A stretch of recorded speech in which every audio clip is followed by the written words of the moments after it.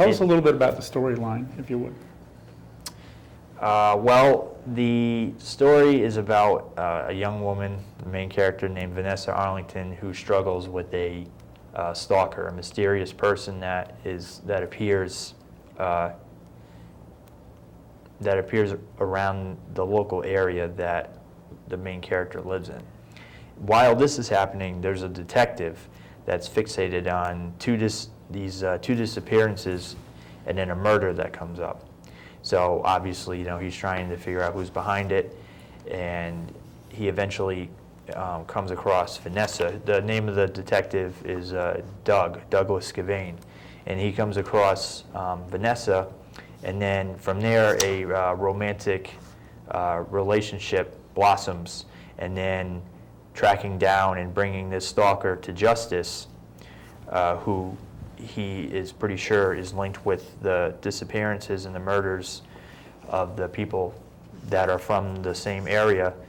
It becomes a personal matter for him, and then later on, when he finds out who the stalker is,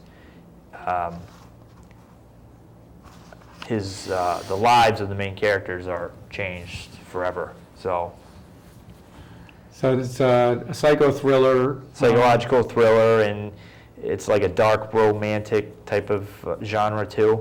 And I took a lot of elements from films that are, like mainstream films, and I kind of created my own story from that. Let me ask Randy. So you come to this project primarily as a producer, but you're a filmmaker in your own right. I've done music videos. I wouldn't say I'm a filmmaker, have not been a filmmaker prior to coming on a project, so it's definitely been a learning experience, and I love it. It's wonderful. However, a lot of stuff when it comes to creativity, I rely on Ben, and that's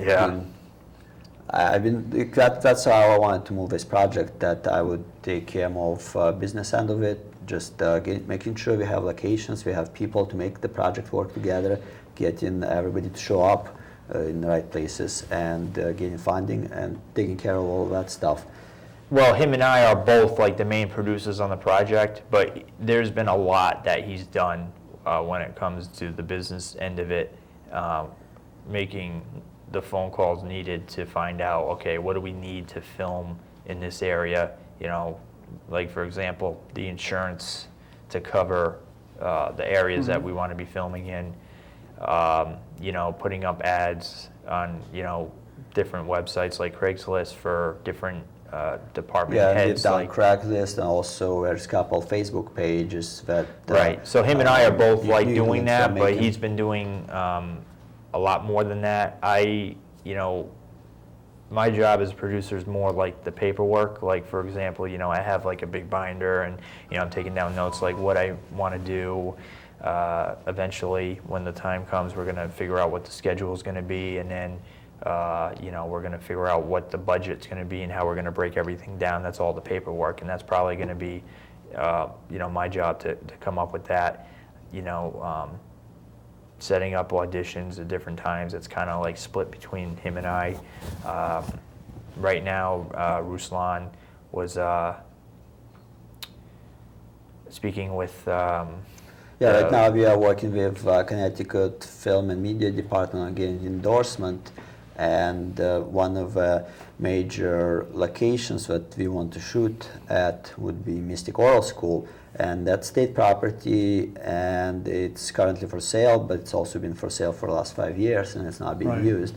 And I spoke to a facility manager, the custodian there, and we've been told that as long as we get endorsement from Connecticut Film Department, they'd let us use the facility for free, provided we pay for security personnel to be on set and make sure that stuff doesn't get broken. So right now, that's one of the biggest hurdles that we are trying to biggest locations, because that will give us access to location where we can film classroom scenes, mental hospital scenes, and just a great location. Let me ask you this now. We spoke before the show and the subject came up. Talk about your experience, and this is public access television, suffice to say, and a big part of public access television is the politics. And it's interesting, I'd like to share, for you to share with the viewers, your experience with dealing with New London in terms of the permitting process and your contact with them as an independent producer. So one of our first locations that we looked at was City of New London, and we talked to New London Parks and Recs department, and then we've been told that while our idea sounds interesting, we need to talk to a mayor's office, and they sent us there. We talked to mayor's office, and we've been told we got to talk to the media office, and in the media office we've been given a form, and it's a long list of requirements that we need to satisfy to be able to film in New London. And you have to have permits, you have to have insurance, you have to get permission from fire and police department. So it's really geared to big feature films where we have big staff, big departments, and big budgets, and they can afford to pay all these permitting fees. So in our experience with New London, it's been that it's not really conducive to small independent filmmakers. However, we do make exceptions to a credit for student films that are endorsed by schools and colleges, and for nonprofit organizations. Right. Yeah, New London is a difficult entity to do business with, and we hope it will become more business friendly, because frankly, today's independent filmmaker is the big budget filmmaker of tomorrow. Word to the wise, New London. Let me give you a rundown of something now. We talked about your work. What would you think? Can we stream a Don Dada Hoffa video that you just recently did? Sure. Let's take a look at.